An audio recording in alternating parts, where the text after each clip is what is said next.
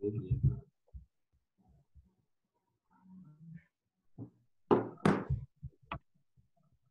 Todo mundo bem?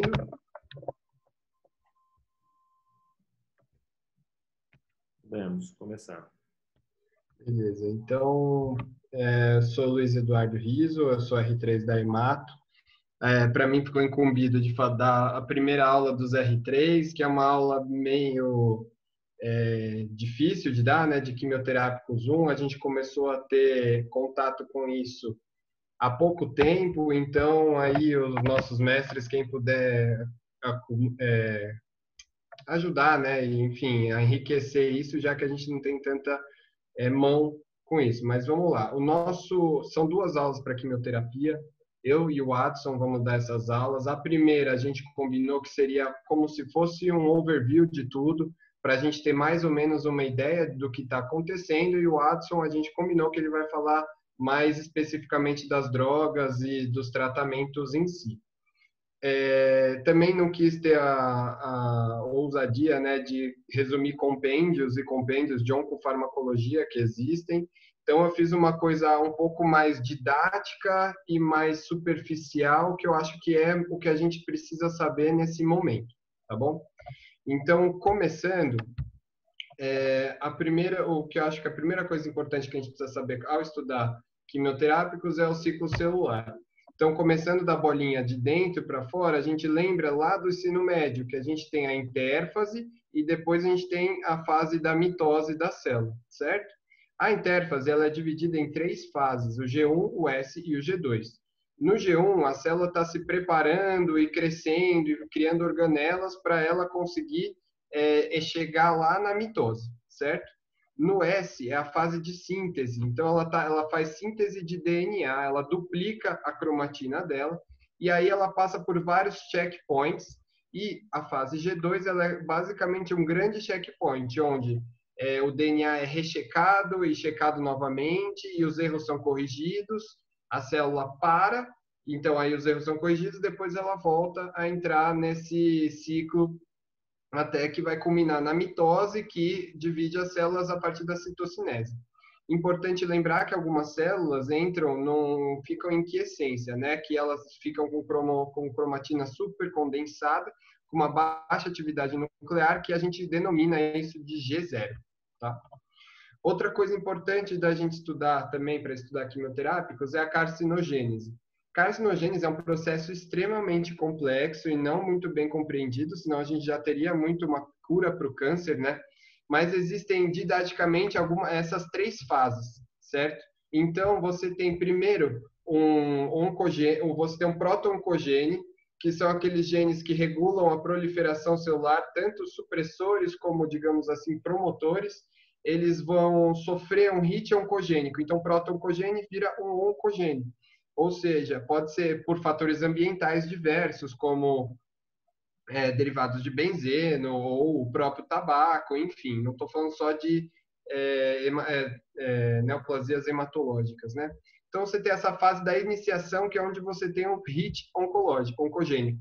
A fase da promoção significa que aquela célula digamos, foi aspas, promovida. Ou seja, ela ganhou vantagem sobre as outras e por isso ela consegue se proliferar muito mais do que elas. E a fase da progressão é uma progressão da promoção, certo? Então, aquela célula que se promoveu consegue se proliferar muito mais do que as outras, então ela consegue progredir e fazer a doença já. Aí, quando chega nesse estágio, você já tem uma doença num estágio reversível de proliferação, e aí a doença e é quando você tem as primeiras manifestações clínicas daquela doença neoplásica. Aqui são os hallmarks essa figura é bem importante das neoplasias, né? Então, que a célula, são todos os mecanismos que uma célula neoplásica precisa ter para ela conseguir se sobressair por sobre as outras. Então, ela precisa evadir supressores de crescimento dela, ela precisa ativar a invasão e metástase, ou seja, para ela se proliferar em diversos locais. Ela precisa se ficar imortalmente, ela precisa ficar, digamos assim, imortal, resistir à morte celular e ela induz também a angiogênese para que ela consiga nutrientes para todos esses processos que a gente falou, além de manter sinais proliferativos constantemente, certo? Dito isso, a gente parte para as quimioterapias em si, certo? Existem, então, eu trouxe para vocês, baseado nesse artigo, as quimioterapias e as terapias imunológicas que são feitas anti-câncer, né, digamos assim. Então, aqui eles dividem nessa tabela os tipos de terapia. O C ou B significa quimioterapia ou terapia biológica, de B, né? O mecanismo de ação, se é fisiológico ou não, isso ficou bastante subjetivo para mim no artigo, então acho melhor a gente nem entrar nessa seara. E dos efeitos colaterais, a gente consegue ver que tem o grau 1 a 4, que eu vou falar mais para frente, na classificação da ONU, mas, e aí ele coloca também os efeitos colaterais, né? Então, falando já dessa primeira classe, que são as quimioterapias propriamente ditas, elas são divididas nesses dois tipos. Você tem os quimioterápicos ciclocelular específicos, que são aqueles que vão agir só naquelas células que estão em G1, S, G2 ou M, ou seja, que estão dentro do ciclo celular. E você tem outras drogas que são ciclo celular não específicos, que elas atuam na célula independente da fase que ela se encontre da proliferação celular. Então, aqui a gente consegue ver algumas drogas que a gente usa bastante, que aqui, na verdade, é só a classe delas, né? Mas aqui entra o metrotexate, entra a ciclofosfamida, vai entrar aqui. A gente tem os hormonais, importantes, só para falar que eu não vou falar mais deles na aula. Os hormonais, eles não mexem diretamente com o DNA, mas eles vão mexer com sinalização de proliferação e multiplicação celular, de forma que eles mexem de modo, digamos assim, em paralelo às outras quimioterapias. Lembrar que terapia hormonal também que a gente faz, então para câncer de mama existe, para outros cânceres assim também existe, tá bom? Falando aqui é só um exemplo da atuação dessas quimioterapias de acordo com a fase do ciclo delas. Eu só coloquei aqui só para a gente ter mais ou menos uma ideia. Os hormônios agem mais em G1, os antimetabólicos em S. Não que isso vá mudar muita coisa para a gente nesse momento, mas é só para a gente ter uma ideia de que como as coisas estão interligadas. Então, frente a essas drogas que podem mexer com DNA, proteína e RNA, o que foi essa classificação desses dois autores foi uma classificação mais didática e que é bastante utilizada para classificar essas drogas. Então, o que a gente tem nelas? A gente tem você vai ter, aqui é toda a síntese do DNA. Você vai ter as purinas, as pirimidinas, todo um mecanismo enzimático para formar elas, que vão formar os ribonucleotídeos, os desoxirribonucleotídeos, basicamente, matéria-prima, vias enzimáticas para formar o DNA, que vai ser transcrito em RNA, que vai ser traduzido em proteínas, e essas proteínas vão ter ações efetoras. E se eu mexer lá em cima, no meio ou embaixo, são diferentes mecanismos de ação, mas que eu consigo fazer essa classificação de acordo com aonde eu estou mexendo nesse processo todo que está descrito na imagem.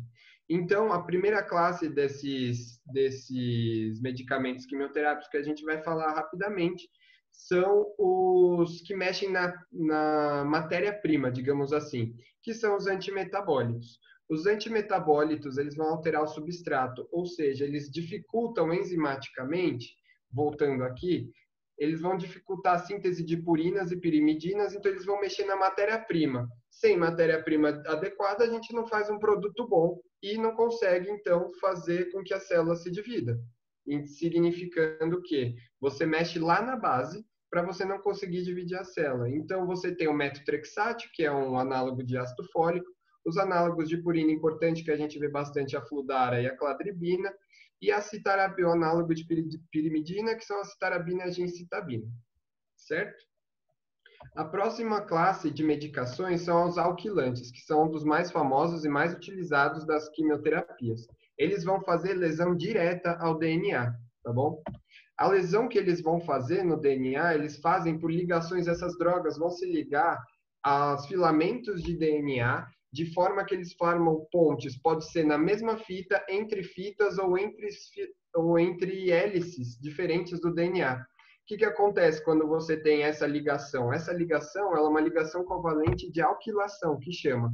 Eu também não vou entrar na bioquímica, até porque eu não entendo muito bem disso. Mas o que acontece? A ideia é que quando você chega, você tem uma droga ali que fez essa ligação, na hora de separar as fitas para você fazer a replicação do DNA ou para você fazer uma transcrição, não consegue, você lesa o DNA nesse momento, ou seja, você também impede dessa maneira a multiplicação celular. Então, drogas importantes dessa classe, que a gente vê bastante, a ciclofosfamida, o melfalano e o busulfano, certo? A próxima classe que a gente tem são as dactominicinas, são os inibidores de polimerases. O que eles vão fazer? Esses inibidores de polimerase, eles inibem as topoisomerases. O que são topoisomerases? Vamos lembrar lá da Biomol do segundo ano, que a gente tem o DNA, são duas fitas, certo? O DNA sendo duas fitas é como se fossem dois cadarços que são todos enroladinhos. Na hora que você vai precisar transcrever ou replicar, lembra que você precisa soltar uma fita da outra para que você consiga entrar ali e fazer todo aquele processo de replicação. No momento que você vai soltando e abrindo, se você pensar que é como se fosse dois cadarços bem girados, você vai soltando, vai acumulando distalmente uma tensão nesse DNA. E essa tensão torsional, ela é liberada pela topoisomerase, porque ela vai lá, corta uma das fitas, libera toda aquela tensão e regruda, certo? Então, se eu paro com isso, se eu inibo essa enzima que tira essa tensão, eu acabo lesando, eu acabo permitindo que o DNA seja lesado na hora que ele for transcrever ou replicar. Então, eu danifico também o meu DNA. Então, dessas classes, o mais importante que a gente costuma ver é o etoposídeo e as antraciclinas, que é aquelas que a gente conhece do D3+7, tá? E por último, a gente tem drogas, são os alcaloides vegetais e os taxóis, que vão inibir os microtúbulos diretamente. Então, a gente já fez, não bloqueou nada lá atrás, a gente vai lá bloquear no microtúbulo. Então, como que ele vai fazer isso? Eles vão alterar o fuso mitótico. Vamos lembrar que quando você tem a metáfase, você tem todas os fusos mitóticos vão se formar, grudar nas cromátides que estão no centro da célula. E aí, o que a vincristina faz? Ela não permite, a vincristina e a vimblastina, né?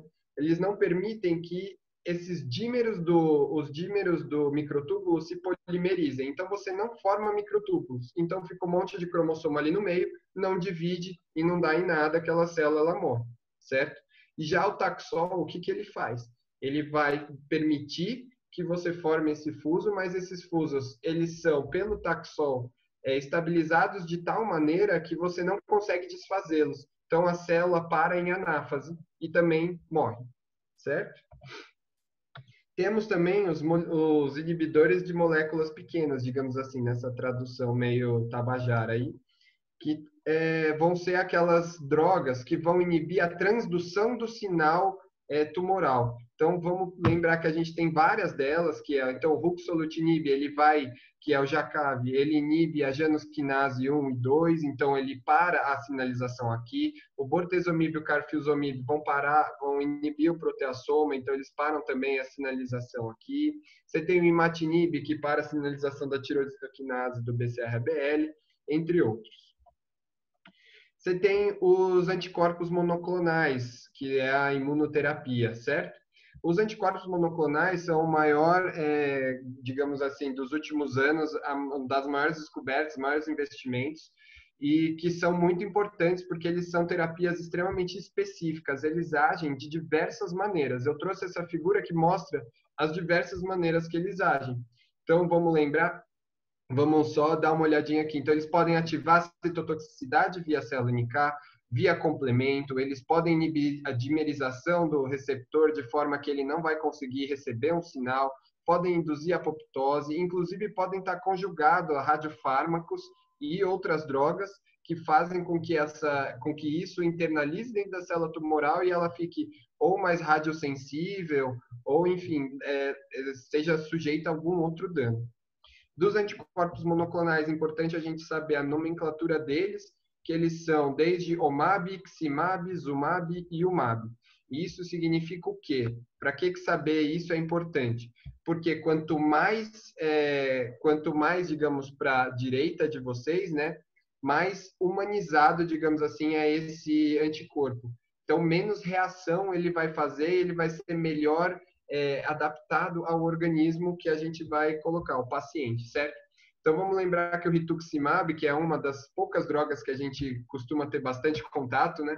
Ele é 65% humano. Acho que muito disso tem a ver com o fato dele fazer muita reação, certo? Aqui eu coloquei do lado as principais que a gente tem, né, com o alvo delas. E também temos os MABs, que são inibidores de checkpoint, que são aqueles famosos anti-CTLA4 e o anti-PD1. Então, qual que é o mecanismo de ação deles? Você tem numa célula tumoral moléculas de evasão imune. Então, o que é a molécula tumoral, ou célula tumoral que é? Ela quer escapar do sistema imune e passar invisível. Então, ela consegue expressar alguns receptores e algumas moléculas que, quando se ligam a uma célula T que vai tá indo lá e vai reconhecê-la, ela induz a energia na célula T, como se ela ficasse invisível para a célula T quando ela faz essa ligação. E essas drogas vão fazer o quê? Vão permitir que essa ligação aconteça ou inibir essas moléculas que são invisibilizadoras, digamos assim, da célula tumoral. Então, a gente tem o ipilimumab e o pembrolizumab e nivolumab. A gente também tem as CAR T-cells, que são uma terapia que a gente costuma falar bastante, né? Uma terapia cara, pouco acessível, mas que tem se provado importante. Aí, então, o que é a CAR T-cell? A ideia é você tirar as células, fazer uma leucoférese do paciente, tira as células T dele, coloca um receptor quimérico que você sabe que vai reconhecer aquele tumor do paciente, devolve para o paciente essas células e essas células vão lá atacar aquele tumor e gerar toda uma resposta imune, inclusive com memória, para matar aquela célula tumoral. É uma terapia novamente bem interessante, mas que ainda não tem tanto aplicabilidade porque é muito caro, enfim. E você tem essas últimas duas terapias, que são as vacinas antitumorais, que a ideia é o quê? Você faz uma aférese do paciente, você tira monócitos, você usa o meio de cultura para eles, que você consegue diferenciar esses monócitos em células dendríticas, você apresenta in vitro essas células dendríticas para alguns antígenos que você quer, e aí essa célula dendrítica já vai ter, então, vai expressar um MHC para aquela proteína que você quer que seja reconhecida. E o que você faz? Você faz uma imunidade ativa, você pega essa vacina, essas células dendríticas, infunde no paciente para que ele consiga reconhecer aquele antígeno que você fez in vitro, né, que você sensibilizou, apresentou para a célula dendrítica dele, para que ele consiga reconhecer essa célula no corpo dele e lutar contra ela. É um mecanismo bem interessante, baseado, né, no mecanismo imunológico, né, porque ele consegue bypassar todos aqueles mecanismos de evasão tumoral que eu ainda vou falar daqui 2 slides. E por último, a gente tem os vírus oncolíticos, que são vírus que são feitos em laboratório de forma que em células que não tenham o alvo dele, que são as células saudáveis, eles só são mortos, os vírus, né? E já nas células tumorais, eles se proliferam e tem todo um efeito lítico da célula, e aí, além disso, quando eles lisam a célula, eles se liberam vários vírus, então você aumenta mais a sua carga viral, né, antitumoral. Você faz uma inflamação local que aumenta a apresentação de antígenos, então isso também é uma técnica que pode ser usada antitumor. Vacinas antivirais e vírus oncolítico, eu não sei tanto, até ia perguntar para os chefes qual que é a aplicação deles, porque eu nunca nem tinha ouvido falar deles, né, para ser bem sincero. Então, o que a gente pode ver? Quais são os benefícios e desvantagens, né, dessas terapias? Aqui, o CT é chemotherapy. terapia imune e o vírus oncolítico aqui. O que a gente pode ver é que essas terapias imunes, que são, entre aspas, mais fisiológicas, ou seja, que vão pegar o nosso... Elas baseiam-se na fisiologia da imunidade. Então, você monta uma resposta contra aquele vírus, aquele tumor, elas acabam sendo muito mais específicas. Então, elas vão ter mais especificidade contra a célula tumoral, seja ela uma célula tumoral em proliferação ou não em proliferação, certo? Ao contrário da quimioterapia, que não tem uma especificidade boa, então ela vai atacar as células proliferando de tumor, mas muitas vezes ela acaba perdendo muito efeito naquelas que não proliferam, certo? E acaba que a quimioterapia também age bastante em células saudáveis, então você acaba tendo efeitos colaterais importantes. Vamos lembrar que efeitos colaterais importantes são aqueles como a quimioterapia vai agir no ciclo celular, você vai ter os maiores efeitos colaterais naquelas células que têm uma alta taxa de replicação, que costumam ser, então, de trato gastrointestinal, epitélio, que explica também a mucosite, e da medula óssea, que explicaria a mielotoxicidade, certo? E de resistência tumoral, o mecanismo de resistência tumoral, eu trouxe essa figura que eu ressaltei os diversos mecanismos, que podem ser tanto uma insensibilidade à droga, uma expulsão de droga intracelular, você muda o ligante dessa droga, o reparo do DNA, são diversas técnicas, né, que a célula tumoral se adapta e consegue fazer para que ela seja quimio-resistente, digamos assim. Então, provavelmente, uma célula, um tumor que está quimio-resistente, ele deve ter uma associação, se não todos esses mecanismos de resistência. E de efeitos colaterais, a OMS ela traz essa classificação de 1, 2, 3, 4, de leve até a risco à vida e sequela, que é uma coisa que a gente ouve bastante falar, eu ouvi bastante o Vini falar quando eu estava no TMO, desses graus, eu nunca sabia direito, eu procurei inclusive na OMS, eu não achei o documento que eles falavam isso, mas eu achei um exemplo deles.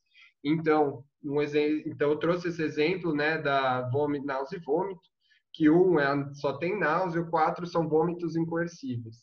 Só para a gente ter uma ideia dos efeitos colaterais. Quando a gente fala, efeito colateral 3 e 4, é uma droga difícil de usar, pouco tolerável. Agora, efeito 1 e 2, é mais tranquilo, dá para ir tranquilo. Trago também isso aqui é mais para a gente consultar no momento que a gente precisar, mas são todas as principais drogas, certo? Os grupos de risco e como você aborda esses grupos de risco e todos os principais efeitos colaterais dessas drogas, tá bom? E é isso, a minha aula foi bem rápida, foi uma aula mais dinâmica, acho que não cabia muito me aprofundar em vários desses temas, acho que deu para dar um overall aí. Ok, estamos abertos para perguntas aí. O que eu ia... Posso falar aí? Alguém quer falar antes?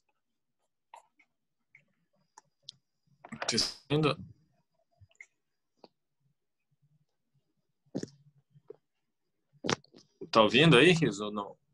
Tô ouvindo sim. Ah, tá. É que eu não sei se tá... O que eu ia falar era acho que algumas coisas. Primeiro, é interessante quando você estuda isso, todo mundo tem que ter essa aula aí que você deu, né? Todo mundo tem que estudar e é legal a gente poder discutir algumas coisas. Estava até comentando com o Pedro que é uma aula mais teórica, né? Não tem tanta coisa, mas no fundo tem, né? Acho que todo mundo tem que saber esses mecanismos todos, isso faz diferença na tomada de decisões e acho que é legal expor isso e principalmente os R3 acostumarem com todos esses nomes. Quando vocês prescrevem alguma coisa, você tem que saber o racional daquilo que vocês estão prescrevendo. Eu acho, olhando para trás, que muito do que foi feito em hemato não era 100% racional, era muito teórico, né? Por que alguns esquemas aí, por que resolveram juntar, né, esquemas com Por exemplo, o próprio Shop, os esquemas que eram na época que antes do Shop virar o esquema para linfoma, tinha uns 8, 9 esquemas, todos mais ou menos parecidos, e era mais ou menos chutado. Quando você assiste a aula dos caras que participaram na época que as combinações foram feitas, era meio isso, coloca aí, mistura antracíclico com um análogo de purina e um alcaloide da vinca, que aí se não der certo por essa via, vai por essa via. O raciocínio é meio grosseiro mesmo, é um negócio relativamente simplista, né? E acho que aí o tempo foi mostrando que a toxicidade ia acumulando e que nem sempre era o racional era, então acho que grande parte era meio tentativa e erro mesmo.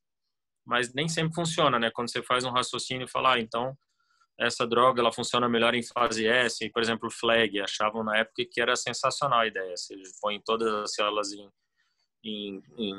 faz o priming com granuloquina e coloca todas as células em divisão, e aí você entra com a droga para justamente, e aí na prática a gente sabe que não, por causa do que você falou no final, os mecanismos de resistência, né? Durante muitos anos, na minha época de residente, se falava muito isso, o futuro da hemato vai ser associar os esquemas drogas para proteger dos mecanismos de resistência. Então tinha as bombas de efluxo, tinha uma série de mecanismos e drogas que eram para evitar isso, na prática não funcionou também, não é por aí, né? Vários das drogas promissoras não foram para frente.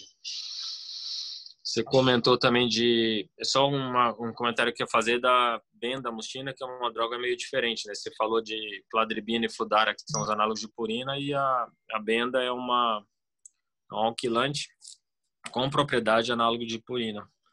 E é interessante que muita gente coloca fludara, benda, cladribina como drogas muito perigosas, muito imunossupressoras, e realmente as três são mais imunossupressoras. Acho que perigoso depende tanto da experiência que o médico tem com esses remédios, né? Mas é interessante que as análogas de pirimidina são menos imunossupressores que os análogos de purina.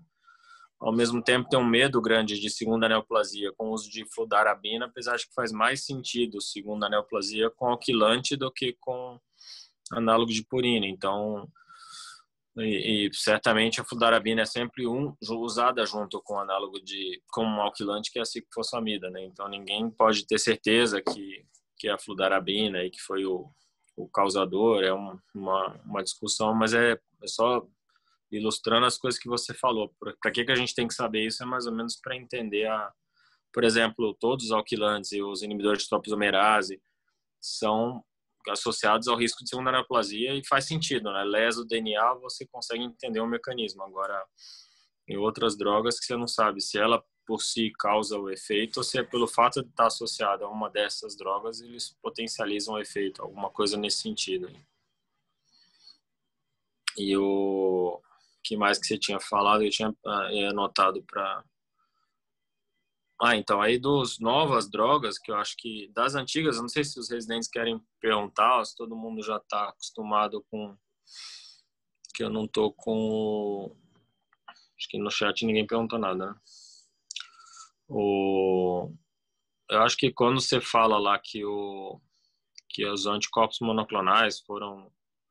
Eu, pessoalmente, acho que as novas, os small molecules que você mostrou, talvez sejam mais novas drogas aí do que as mais que mudaram a história mesmo, acho, da hemato principalmente, foram mais os pequenas moléculas do que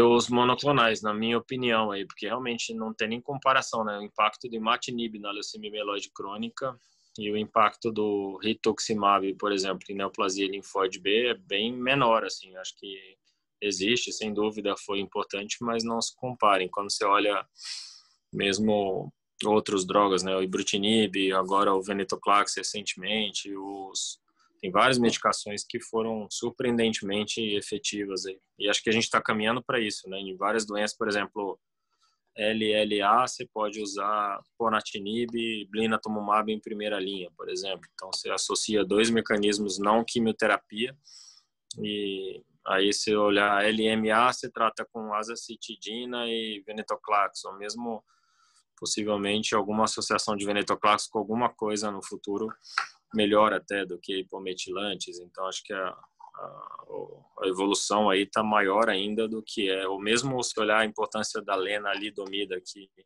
no mieloma, que tem sido ainda uma droga a ser batida aí na primeira linha do mieloma. Então tem bastante coisa aí e acho que é importante entender o mecanismo. Bem difícil a sua aula, porque era muita coisa numa aula só, né? Pra você falar de todos esses mecanismos aí.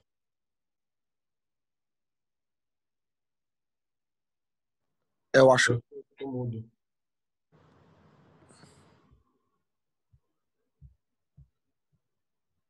Tá mudo o seu editor, Celso. É você, né, Pedro, que ia falar agora, tô dizendo. Ah, tá, assim, não. Então, o que eu acho que eu ia falar também, a importância dessa aula, para você entender que, os protocolos de quimioterapia têm os tempos e o jeito que são realizados baseado nesse mecanismo de ação de cada droga, né? Então, por exemplo, você pega, tipo, a citarabina. A citarabina é um antimetabólico. O que corre em infusão em 24 horas contínua, né? Daquela dose, você não pode fazer diferente. Quando você faz a dose maior, você tem que correr em 3 horas, né? Mas baseado no mecanismo de ação dela, e o protocolo tem que ser respeitado desse jeito, né? Porque com isso você consegue ter uma efetividade adequada e evitar efeitos colaterais graves, né? Então acho que é bem importante essa aula para isso até, né? Tipo, como a gente fala do blinatumomab, por exemplo, né? Que não faz tanto sentido você usar blinatumomab depois de um paciente que você acabou de usar, por exemplo, análogo de purina, né? Porque aí você acaba com o linfócito T, depois você dá uma droga para o linfócito T, ou mesmo anti-PD1, né? Que é um negócio que é o mesmo princípio, né? Se você dá para um paciente profundamente imunossuprimido, você vai ter menos eficácia daquele tratamento, né? Sim. Então é bem importante, na hora que for prescrever a quimioterapia, tomar cuidado, olhar com calma o protocolo, pensar certinho, porque isso faz muita diferença para o paciente, porque as drogas têm mecanismos de ações diferentes, né, e são, dependendo do jeito que você fizer, vai ser muito tóxico ou não vai ser efetivo. Né? Tipo, se você fizer um resgate muito rápido de ácido folínico com metrexato, sei lá, diversas dessas coisas, assim, né? Tem que se pensar. É o mesmo neuropatia, né? Porque eu acho que é um negócio que, por exemplo, as coisas que a gente sabe que potencializa, uma coisa potencializa a outra, né? Então, você usar azólico junto com vincristina, o que muita gente no passado fez, assim, na época que lançou o brentuximab, começou a usar brentuximab em associações, que eu acho que é perigoso nos Estados Unidos, que eles têm uma liberdade grande de prescrever, né? Então, acabou de aprovar um remédio, o cara pode misturar brentuximab com shop, vai que funciona, sabe? Então, eles fazem umas misturas e aí a prática clínica mostra que deu errado aí, que o cara põe vincristina junto com brentuximab, é muita coisa com propriedade aí de alcaloide da vinca no mesmo paciente acaba somando ali o efeito colateral, né? O que eu vejo muito também é as pessoas não fazerem, não olhar para o protocolo com calma, né? Tipo, outro dia chegou um paciente para mim que ele tinha feito uma dose de brentuximab, dose máxima de brentuximab é 180 miligramas. Ele tinha feito 240 por causa do peso. Ele ficou uma puta neuropatia. Tem muito isso, né? Você tem que olhar com calma, ver certinho como é que foi feito, né? E ver as interações que o torcedor estava comentando ainda. É bem importante. A interação é super importante e acho que a gente não tem a figura do farmacêutico, né? Acho que no Brasil, assim, presente na nossa prática. Acho que isso é bem ruim para você ter alguém que fica para falar, isso é uma medicação essa, vai especializar, é um negócio que a gente só aprendeu com erro em hemato. O negócio de mercaptopurina, por exemplo, junto com a allopurinol, que foi aprendeu porque deu errado em algum paciente aí alguém que não funciona. Sim. E o Vinícius está perguntando sobre o blinatumomab, por que ele é infusão contínua, né? Que não faz sentido. Realmente o blinatumomab, esse inclusive é um defeito dele, né? Você ter que ser...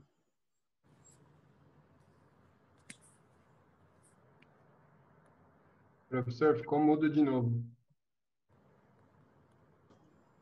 Eu tô falando faz tempo, mudo aqui, onde que parou? Não, Não ficou. sei porque ele fica Parou mudo, no na verdade. blinatumomab. Não sei porque ele ficou mudo, eu tô no celular hoje. Não sei o que eu tô fazendo. Não, acho que por que que o blinatumomab, até a gente, quando começou o blinatumomab no mercado, o pessoal veio, essa discussão foi muito presente, porque é muito desconfortável, é ruim, né? Você ter um anticorpo monoclonal que é super efetivo. Eu, pessoalmente, gosto mais, não é comparativo o estudo, então, na verdade, por enquanto, eu gosto mais do blina do que do inotuzumab, só pelo perfil de toxicidade, até pelo mecanismo de ação, porque o inotuzumab é mais um anticorpo monoclonal ligado a um quimioterápico, né? Mais ou menos como é o gentumab ou como é o brentuximab.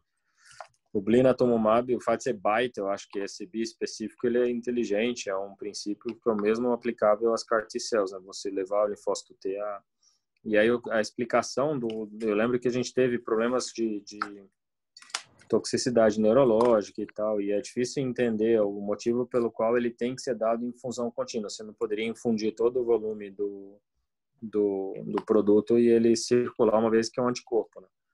Pelo que o farmacêutico explicou, eu lembro que foi até um farmacêutico, o Pedro lembra porque foi por causa daquela paciente, da Pedro, que a gente teve a Oneide, né, que a gente teve a toxicidade neurológica grave. E até Eu quando eu não. conversei com esse farmacêutico, Eu peguei, ela já tinha passado do Blina já. Quando eu você passei. não pegou ela, porque a paciente fazia blina e ficava afásica, né? E aí a explicação que o farmacêutico deu é que não é que a droga não funcionaria, mas que para ela ter essa eficácia de bispecificidade, você precisa da infusão contínua. Você vai o tempo inteiro infundindo a célula para daí o linfócito é relacionado à ocupação do linfócito. Se você infundir de uma vez, aí você infunde o linfócito, todo aquele anticorpo vai no linfócito T e age durante um período só bem curto de tempo, enquanto que se você infunde continuamente, ele vai fazendo uma ligação contínua com o linfócito. É um negócio nesse sentido. Mas realmente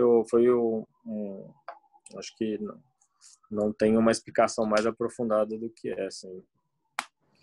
E o que mais que você falou de vacina que eu acho que você perguntou, você falou para a gente comentar, né? Durante muito Vírus tempo isso oncolítico e era, vacina antitumoral. como é que é? Que eu li sobre esses vírus oncolíticos e vacinas antitumorais. Então, isso durante um tempo era uma super promessa, assim como as células dendríticas também. Só que não se confirma, né? Um negócio que in vitro funciona muito bem, em vivo ninguém consegue fazer um negócio muito bom, assim. Tanto que tem muita gente que se aproveitou dos estudos in vitro para fazer e vender isso meio propaganda enganosa. Tanto que aí tem uma série de uns 10 anos atrás aconteceu isso. Alguns laboratórios começaram a produzir vacina de câncer, é o que todo mundo queria ouvir, né? O cara que tem um câncer, inclusive, faz todo sentido. E, na verdade, ainda não saiu da bancada, não tem nenhum estudo clínico que seja efetivo. Para células dendríticas, a mesma coisa, assim, fazia todo um sentido biológico e não deu certo, acabou não funcionando. A tese do Matheus, a tese de doutorado, foi de células dendríticas. Naquela época, a gente até ficou surpreso, porque começaram a falar isso que ia ter isso, a gente ia ter tipo um produto parecido com o que virou CAR T-cells e ia ter com células dendríticas. E, na verdade, quando você usa na prática no estudo clínico, não funciona. Não é tóxico, mas não funciona. Mais ou menos que nem célula mesenquimal também, que é um negócio que...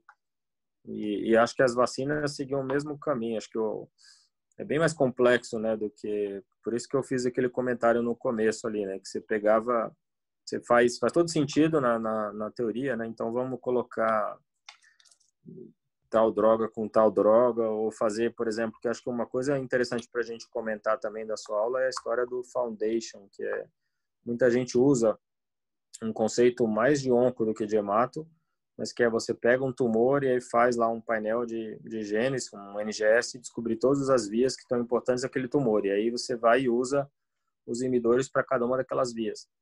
Então, acho que o que mostra para a gente é que as nossas neoplasias são bem mais complexas do que isso. Então, se você vai lá e faz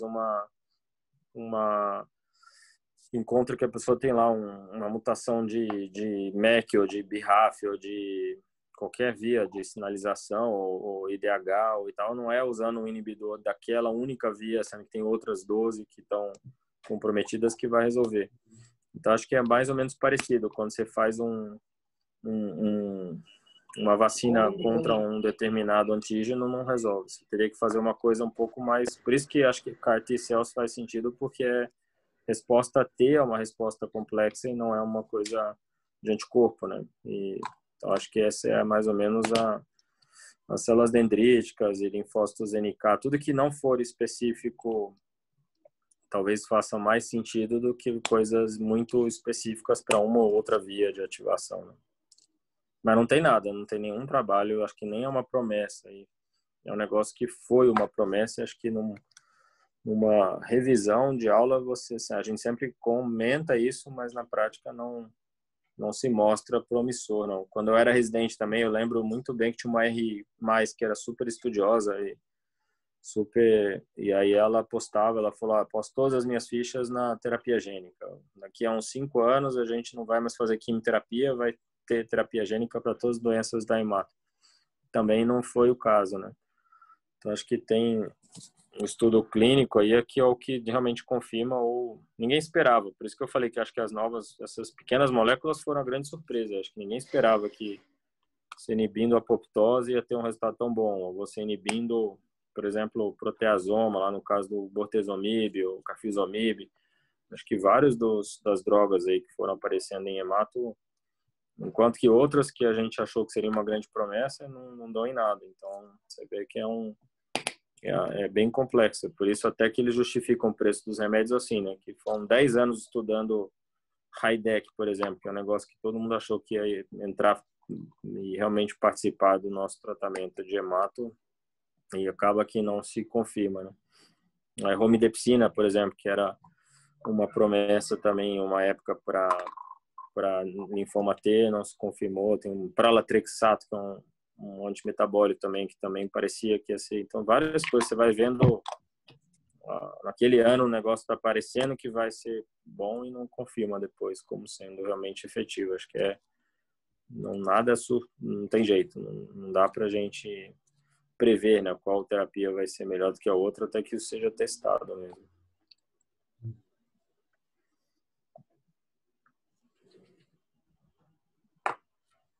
Quem que quer perguntar alguma coisa a mais, hein? A outra aula vai ser qual foco? Que você falou que a outra O Watson que vai fazer, a gente tinha combinado de eu dar um overview de tudo e ele fala mais das drogas em si, assim, efeito colateral, essas coisas. Entendi. Eu acho que é bem importante, acho que todo mundo tem que saber isso. Eu estou usando um análogo de pirimidina, estou usando um alcaloide da Vinca, acho que todo o mecanismo tem que ficar claro. Acho que quando vocês prescreverem lá não sei se vocês já viram de curiosidade o GEMAL, acho que vale a pena. Se quer discutir todos os mecanismos de ação, é só você abrir o GEMAL, protocolo de LLA, porque eles fizeram isso. O cara põe no ciclo 1 drogas de uma determinada classe, ciclo 2 outra classe totalmente diferente. Aí, inclusive, entre as classes ele troca. Então, tem ciclo que é com vincristina, outros que é com vimblastina, aí etoposido, no outro teniposido. Aí não é... Então, toda hora eu fico querendo. Aí troca o antracíclico, uma hora usa o antracíclico, outra usa o outro. É meio... Basicamente apostando naquilo que eu falei no começo ali. Vai que dá certo, né? Se não for por aqui, vai por ali, né? E é meio frustrante. A gente que... Em Hodgkin, por exemplo, a gente vê isso. Você faz lá um resgate com... O paciente faz um esquema intensivo, tipo um DAP, e é refratário. Aí você faz um negócio paliativo, ele entra em remissão completa. Ou mesmo não paliativo, mas de menor intensidade, assim, você diminui a intensidade para uma coisa, só que muda a classe da droga, né? Então, tem paciente que por algum motivo responde super bem à platina, tem outros que respondem melhor à gencitabina, independente até de anticorpos monoclonais. E não tem como saber, não tem um antibiograma, que é isso que eu acho que o Foundation, o pessoal, tem um hemato que faz isso, que eu pessoalmente acho errado, né? Porque você vai fazer uma família pagar um negócio de 30 mil reais do exame para comprar um remédio de 50 mil reais, sendo que não tem um estudo clínico mostrando que tem algum benefício de você procurar determinada via e se direcionar por isso. Então, até não tem nenhum exame que diga, tipo, esse paciente vai responder melhor a platina do que a Genzara. Então, aí, nesse caso, você faz tal esquema E acho que não tem também muito como prever isso. Então, acho que esse é o cuidado que todos vocês têm que ter, não é transpor direto pô, mecanismo de droga ou de doença para a clínica. Acho que tem um passo grande aí para tomar esse cuidado, porque de vez em quando você vê, tem muito colega que, quanto mais estudioso o cara, ou quanto mais ele gosta de ciência básica, mais ele vai errar na hora que ele está querendo tentar conectar esses dois mundos. E nada conecta bem esses dois mundos que não seja um estudo clínico fase 3. Então, acho que esse é o recado, né? Porque o cara, não, esse paciente aqui, eu acho que ele tem um perfil aí que tem mais metilação, porque tem tal e tal via. Isso, esses painéis NGS estão atrapalhando mais que ajudando.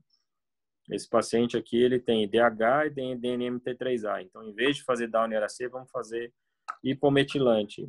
O raciocínio é esse, sabe? Um negócio e você fala, não, calma aí, né? Não é... Por enquanto, você não sabe isso. Você está chutando, né? Não, ninguém tem como interpretar dessa forma.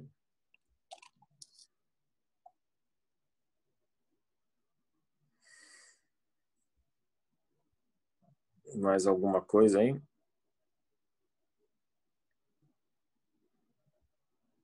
Ninguém quer comentar alguma coisa?